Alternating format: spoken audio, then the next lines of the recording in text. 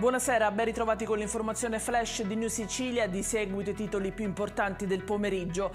In apertura ricorre oggi la giornata dell'unità nazionale delle forze armate, volta a ricordare la fine della prima guerra mondiale e l'armistizio che nel 1918 consentì agli italiani di rientrare nei territori di Trento e Trieste.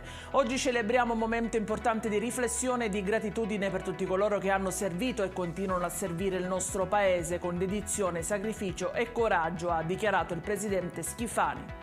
Esame autoptico per Antonino Cangemi, l'uomo di 66 anni che ieri ha perso la vita dopo essere stato investito da due auto mentre attraversava la strada nei pressi di via Perpignano a Palermo. Nel registro degli indagati è finito un ventenne palermitano.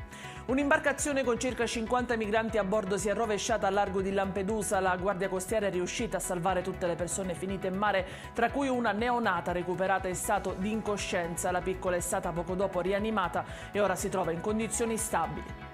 I carabinieri di Scoglitti hanno effettuato controlli su un'azienda agricola di proprietà di un cittadino albanese. Durante la verifica è stata riscontrata la presenza di 7 lavoratori attivi all'interno dell'impresa. Nessuno di loro però era regolarmente assunto e 2 di questi erano anche irregolari sul territorio italiano.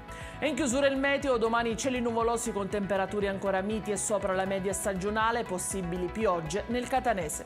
Ed è tutto per questa edizione. Dettagli su queste notizie li trovate come sempre sul nostro sito www.newsicilia.it e sui nostri canali social. Grazie per averci seguito e buona serata.